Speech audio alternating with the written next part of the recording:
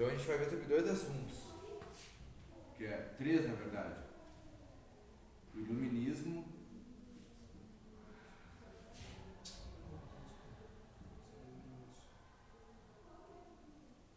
revolução burguesa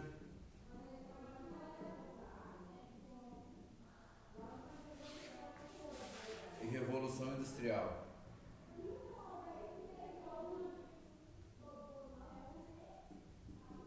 Durante toda a história, a gente teve dois momentos importantes de ruptura. O primeiro foi lá na antiguidade, quando o ser humano descobriu a agricultura. A gente era nômade, andava em pequenos bandos por aí, morando em caverna. Quando as primeiras tribos descobrem a agricultura, se sedentarizam, se fixam no solo, passam a produzir o próprio alimento, começam a construir casa. Essas aldeias vão virar cidades e aí vai surgir a civilização. Então, é o primeiro ponto de corte na história da humanidade. Depois, durante muito tempo, continuou assim, num ritmo lento, a evolução. Até que então veio a Revolução Industrial e as revoluções burguesas. Aí foi o segundo ponto de corte, é isso aí que a gente vai estudar. Então, é importante entender isso aqui como uma ruptura. A humanidade vinha numa caminhada e aí uma série de mudanças, de transformações drásticas, não é uma pequena mudança aqui, outra ali, mudou completamente a sociedade, do ponto de vista político e do ponto de vista econômico. Aí é importante que vocês leiam lá o dicionário, que a Fernanda vier na próxima aula, então eu vou explicar melhor esses dois conceitos, mas basicamente isso aqui tem a ver com relações de poder entre os seres humanos, como vocês podem ver lá no dicionário, e isso aqui é a produção da nossa existência: alimento, roupa, moradia, tudo que a gente precisa para existir e sobreviver. E aqui são relações de poder. Então, essa modificação aqui é uma modificação na produção da nossa existência. Por quê? Até então as coisas eram produzidas como agricultura normal, pecuária, criação de gado, e roupa, moradia, espada, enxada. Era feito de forma artesanal. O cara tinha lá uma oficina e fazia lá com os ajudantes, né, de uma maneira artesanal, usando ferramentas. Ele ia produzir uma espada. Como é que era para produzir uma espada de ferro? Tu pegava o metal, derretia num forno, ele ficava líquido, tu botava numa forma, né, que tu preparava.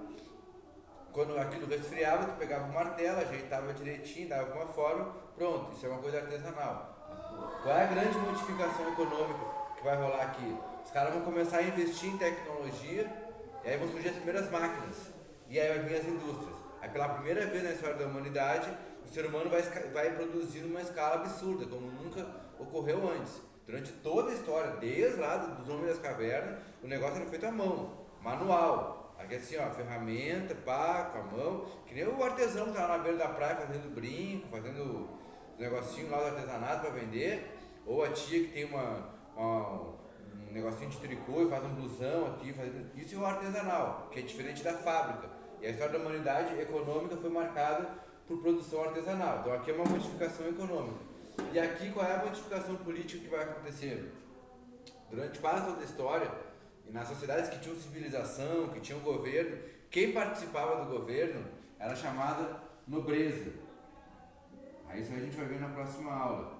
Mas normalmente é um grupo que os primeiros que chegaram num pedaço de terra ou tomaram terra dos outros, enfim, eles formam tipo uma elite mais violenta que se impõe através da força, domina os outros, e a partir daí eles vão formar aquele grupo que só os descendentes deles é que vão poder governar. Agora há pouco a gente teve a morte da Rainha Elizabeth, então essa ideia de monarquia, a Rainha Elizabeth, o Príncipe Charles, eles fazem parte da nobreza da Inglaterra. Historicamente, nas civilizações só podia fazer parte do governo quem fizesse parte da nobreza. Tinha um rei, o rei morria, quem é que assumia? O filho dele. O filho dele morria, quem é que assumia? O filho do filho. Porque eles eram dessa linhagem de nobres. O resto do povo, 95% da população, era plebe. Ou seja, plebeu era todos aqueles que não eram daquelas famílias da nobreza.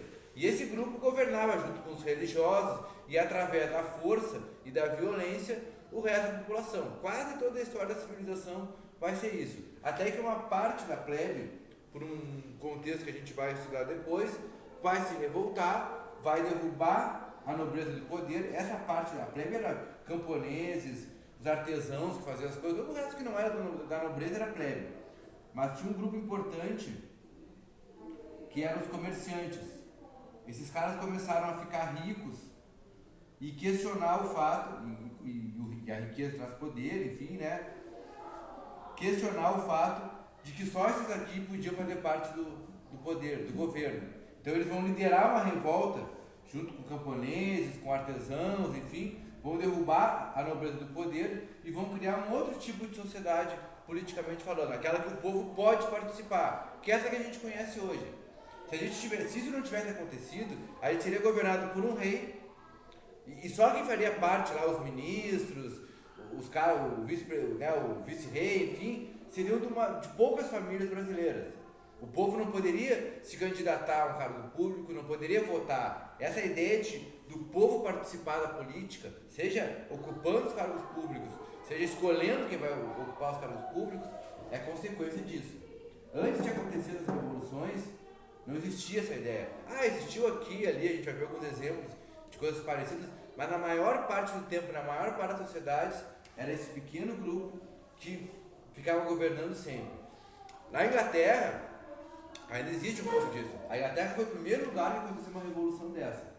Esse conflito entre plebe e nobreza. Aí os caras chegaram a um acordo. Não, vamos deixar a monarquia, vamos deixar o rei, a rainha, essa ideia toda aí, mas o Estado, o governo vai ser aberto para o povo. E de fato foi isso que aconteceu. 400 anos atrás aconteceu uma revolução assim na Inglaterra e hoje tem deputados, tem pessoas que são eleitas pela população, né, e o próprio povo pode se eleger. Aí tem a rainha, mas a rainha ela não tem mais poder. Essa ideia da rainha da Inglaterra, ela não tem poder, não tinha poder lá dentro e nem esse príncipe Charles vai ter. Quem manda, quem administra a Inglaterra são os deputados, são o primeiro-ministro, né, as pessoas representantes do povo. Mas enfim, a Inglaterra ainda tem esse resquício, como muitos países, desses governos antigos, de uma família de nobres, enfim, só faz parte dessa nobreza, dessa linhagem lá, pessoas que já é a mesma família 200, 300, 500, 800 anos, vai passando por sangue, ele tá na assinatura, teu sobrenome, tem até um brasão, tu é da família tal, não sei o que, tu é nobre, o resto é plebe. Hoje para nós isso é um absurdo, principalmente no Brasil, enfim, no Brasil também tem, a gente teve uma monarquia, né, mas atualmente no mundo é meio estranho tu pensar que existe um grupo na sociedade, umas famílias que são mais poderosas do que a outra. Isso aí agora tem a ver com dinheiro, não mais com sobrenome e com política. Bom, e para finalizar, é só uma introdução, preciso dar uma explicação um pouco mais completa, mas eu vou trazer uns vídeos para vocês, para ver que vai ficar gravado, para que a Fernanda possa ter uma ideia do que está acontecendo. Para finalizar, tem o Iluminismo. O Iluminismo é um movimento intelectual. Esses caras aqui, eles começaram a pensar fora da caixinha da religião.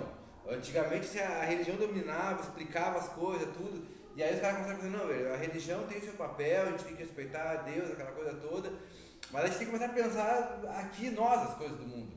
E eles vão influenciar tanto esse movimento político, eles vão começar a criticar o fato de que um pequeno grupo manda e governa todos os demais, e daqui também vai sair os caras que vão começar a pensar a ciência de tecnologias. Então, desse movimento intelectual de cientistas vai surgir uma nova proposta de sociedade no que diz respeito às relações de poder, né, uma sociedade onde mais gente participe e tome decisões e possa votar e possa ser escolhido. E desse movimento aqui vai sair os cientistas que vão inventar as máquinas que vão aumentar a produção. Esses dois fatores, essas duas revoluções, essa política e essa econômica, vão transformar o mundo do que ele era naquilo que ele é hoje. O mundo como a gente conhece hoje começou, isso aqui é um movimento, essa primeira revolução aconteceu, a primeira na Inglaterra, né? Depois demorou tempo para vir outras, há 400 anos atrás. E logo depois que a burguesia, esses comerciantes chegam ao poder, eles começam a investir grana nos cientistas, para que os cientistas inventem máquinas para produzir mais e aumentar o lucro dos seus negócios. Então, nos últimos 400 anos, olha só, o ser humano existe há 300 mil anos, os sapiens. civilização, essa ideia de sociedade, de governo, de exército, começou há 10 mil anos atrás.